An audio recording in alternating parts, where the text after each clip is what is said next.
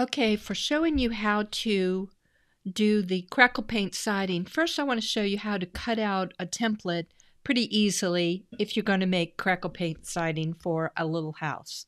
So let's go to our Cricut, new project, we're on the canvas, upload.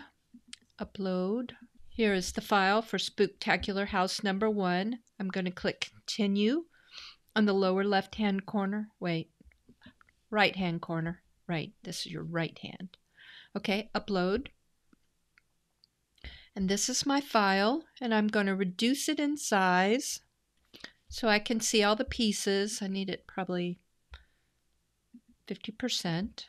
So we've ungrouped the files, and I'm only going to use, let's see, 2 of these files just so I can show you how to cut out a template for making your siding. So I'm actually just going to delete these. So I'm clicking the trash button under the layers panel. And these are the 2 files. So if you want to make, and actually let's enlarge it.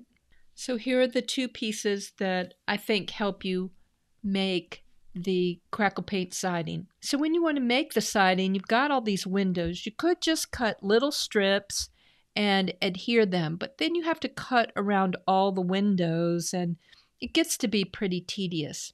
So this is what I recommend. You can use this one.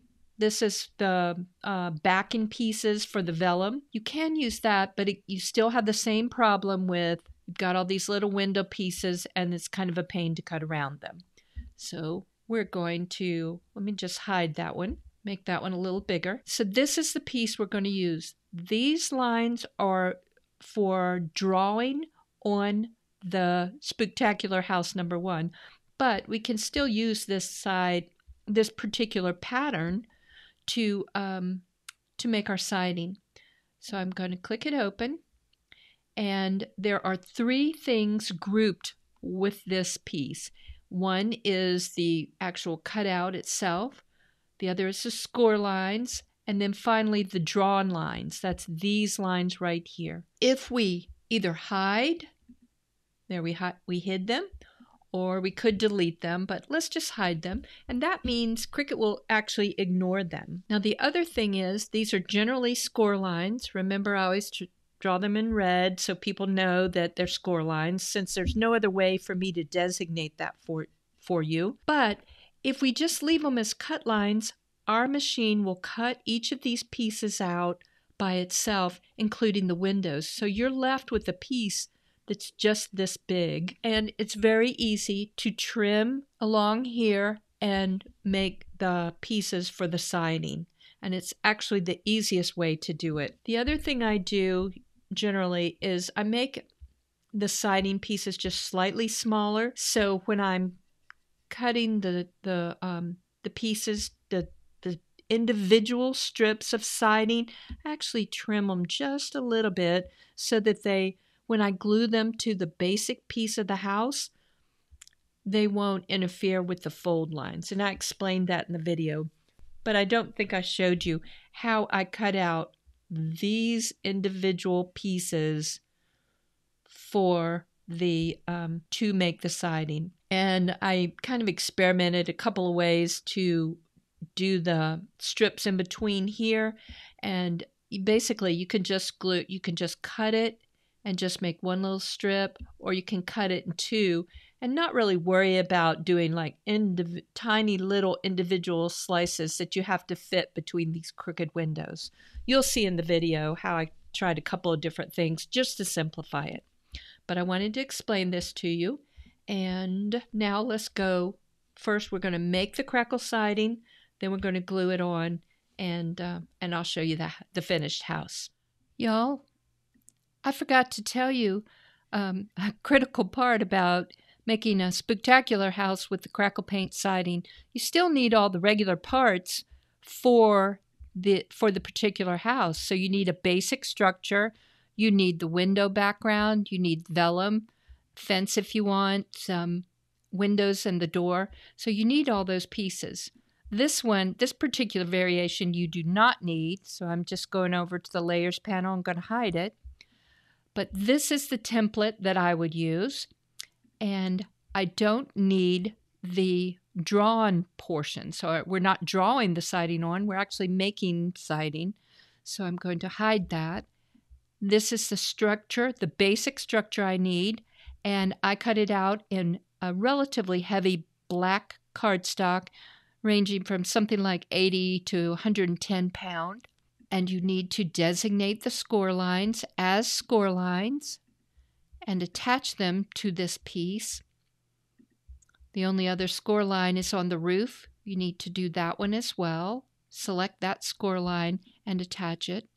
And then when I cut out the pieces that I consider that I use for the structure of the Crackle siding, I did that in black cardstock as well. You can use any color you want, but that's the color that's going to show through the crackles. And for a Halloween house, I just like it black.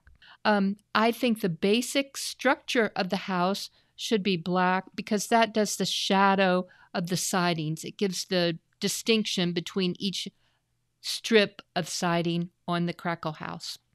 All right, I just forgot to tell you about that, and I thought I would just add it in this video. All right, now let's go to the Crackle paint part. This is one kind of a practice piece. I wanted to make Crackle paint, so I painted Elmer's glue all, and then I immediately overpainted. Well, actually I let it dry for a second, then I overpainted it with a purple paint. I tried it earlier with Mod Podge, diluted Mod Podge and paint, but you can see it didn't really crackle like I wanted. I think the glue dried too fast, and so the crackle effect didn't happen. The crackle effect happens when there's a difference in drying between the glue layer and the paint layer. So this is my Elmer's Glue All, an expensive glue that you can find anywhere. And I put it in a little container. I'm going to just kind of paint it on. I'm using black as the background to provide some contrast for my Crackle paint.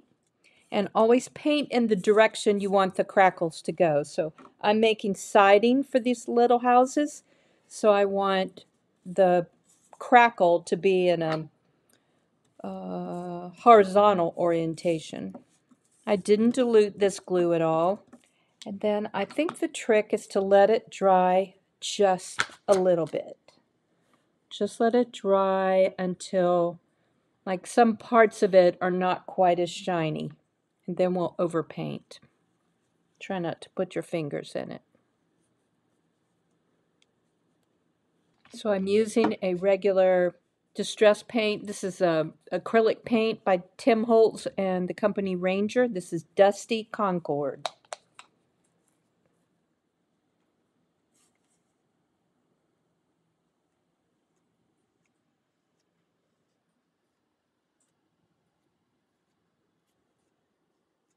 Try not to put it on too thick. You can see it's already starting the crackle effect. Okay, put that piece down. Now let's do, this is actually the front piece because I can tell by the door. Let's apply our glue again. Lift it up so it doesn't stick to my paper.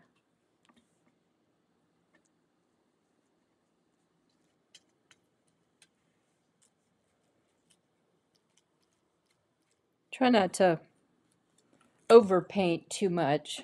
That'll kind of disrupt the process. And again, you can see it already developing crackles. And let's look at this piece. Look at all those cool crackles. And then what I do is I cut it in strips and adhere it to the front of one of the houses. Okay, so I'll finish up these other two pieces and then I'll show you what it looks like when we're done. Now you could use it just like this if you want, but if you, oh actually I've got two backs. But I like to cut it in strips, which is time consuming, but I think worth it. All right, when you're first doing this, I would start off with a back piece so you kind of get the hang of it. And let's see, we can apply some glue first. Cover about half of it. And I'll show you some tricks just to make it easier. Okay, back piece, this piece. So I'm just going to cut some strips. I could have my machine do it. I could draw a pattern where it does, but then you end up with all these little tiny pieces, and it's more like doing a puzzle than actually making a, gluing siding on. It's really challenging. So I just trim them as I go. And one thing is I try to leave a little space between so it functions, so it makes like a little shadow, the shadow line between the siding pieces. The other thing is I like it to be slightly smaller than each side so that, again, so our fold lines work. So I'm going to just trim that a little bit. I'm actually going to trim this a little bit.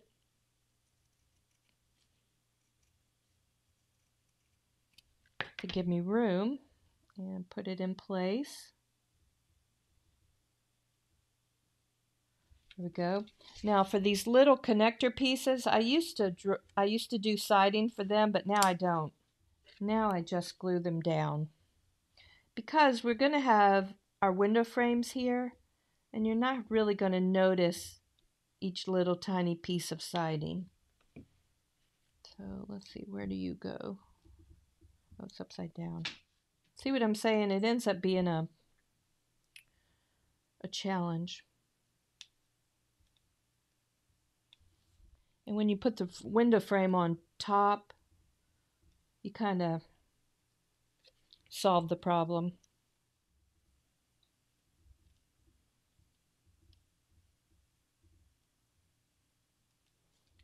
And the same thing's on the side. I'm just going to trim it down just a little bit. Let's see how the windows go, and I think it works out pretty well. You could cut them into smaller strips if you want. And then for the top piece, see how this one goes.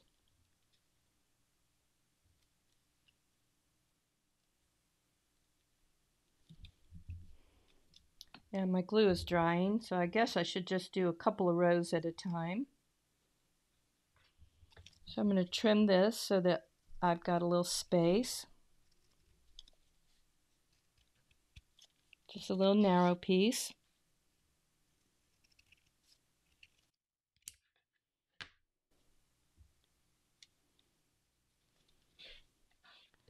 There, so for these I just did them in half rather than do a whole piece. I just cut them in half. Let's see how that works. And what I mean is instead of doing a whole piece in between the windows. I think that gives it more dimension, more visual interest. And the other thing I just learned is if you cut one piece at a time, then you don't have to puzzle out which piece goes where. Or at least for the little pieces that go in between. It doesn't matter for the long strips, the complete strips. And to make piecing the top easier, I just left it all as one piece. Trimming a little piece off so it'll fit exactly under the window. Now we've got this to go.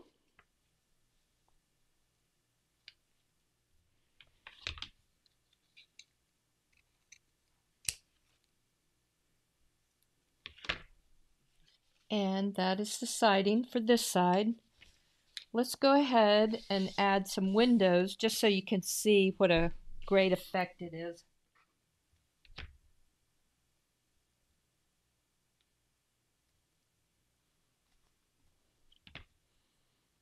Just because the windows kind of frame the siding. And of course we'll do our background piece as well. I just didn't want to get glue on all the window frames. So I'll do that. I'll do the siding first, and then I'll add the backing piece with the window frames on it. Okay, now just to show you. See, doesn't that look good? I just love it with the siding, but it's time consuming.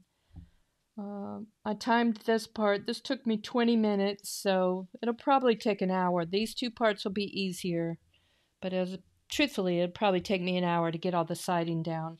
But it makes for a very sturdy house that's just beautiful. So I just want you to have that as an option for finishing some of your little houses, especially your Halloween houses.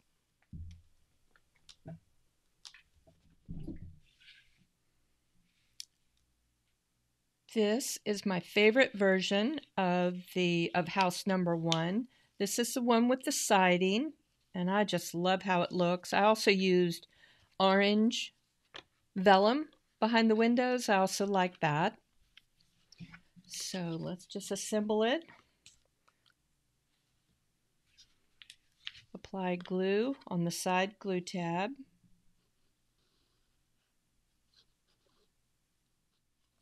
Gonna let that dry. Next step is to glue the roof on. Apply glue to the edges primarily. I always put a little in the middle, but mostly you need it on the edges. That's where you want it to hold.